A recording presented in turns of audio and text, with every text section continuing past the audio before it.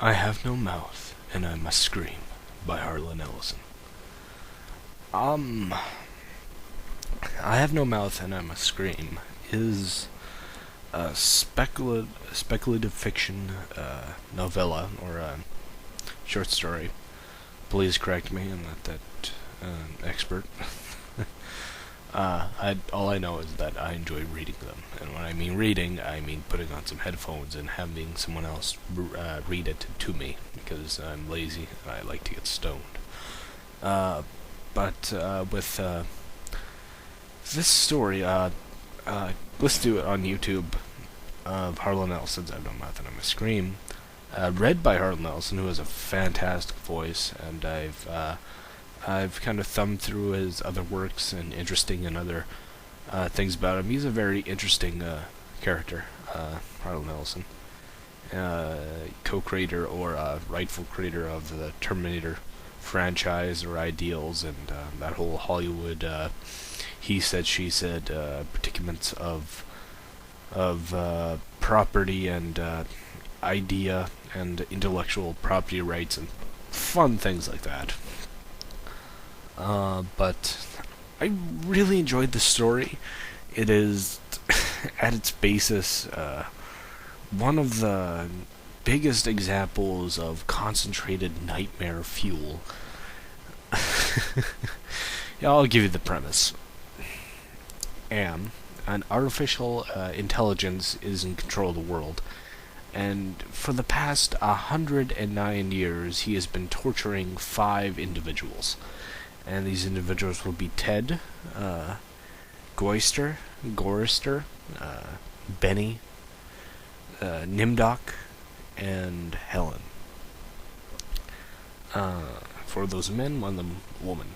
And each of them are characteristics and are dive deeper into the video game. Yes, it was made into a video game, kind of strange. Something of this is probably one of the most meanest spirited or meanest to the characters that have endured irrationally happening to them. It is definitely a trip to read or listen to, as I do, because I've seen playthroughs of the video game first, then I listen to the audiobook. Thank you, Necroscope. Great Australian LPer, probably one of my favorite LPers of all time.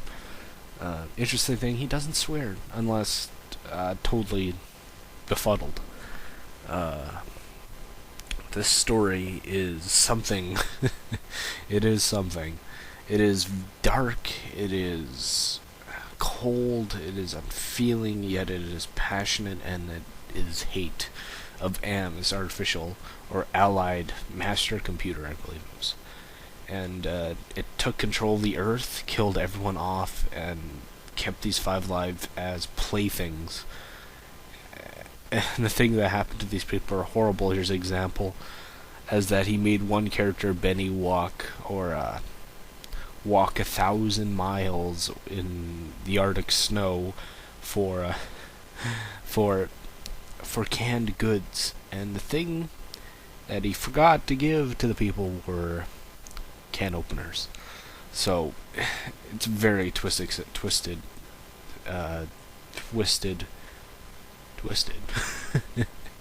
And I love the use of the words that Harlan Ellison uses. Very basic words of relearning, but he says them with so much passion and vigor that it's primal in a way that I like. And what happens to these characters are just god awful. It's not for the faint of heart, and it is a downer ending, and it is kind of a name dropping ending also, of the title saying stuff like that. I talked this about Death God Storm, or Steve, and we had a good rapport. We were talking about it. He was interested in it because he likes stuff like that, I suppose. And I was talking about it, and I was just kind of flabbergasted what happened to these characters. And they made other adaptations to it, as I said before. They made, I believe, was it Cyber Dreams, the video game company, also worked on H.I. Geiger's Darkseid. Geiger, whatever. Giger. They've worked on the video game, which expanded more onto it, and actually has a good ending, or whatever you considered would be a good ending.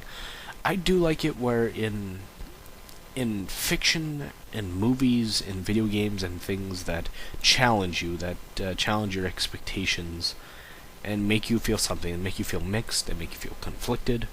Like in the ending of Drag Me to Hell, it was not a happy ending, or in Jeepers Creepers wasn't a happy ending, and supposedly what I've heard for the Mass Effect 3 ending wasn't so happy, or it was nonsensical, or it did something that they weren't expecting, and that kind of goes against our grades of self-entitlement. I've gone this all before with the whole Star Wars prequels and why people are don't understand them, or the whole sense of entitlement of what we're expecting, and we don't get what we expect, so we pull our hair out and we stamp and we hold our breath and we smack our head against the edge of the table until we get our bottle.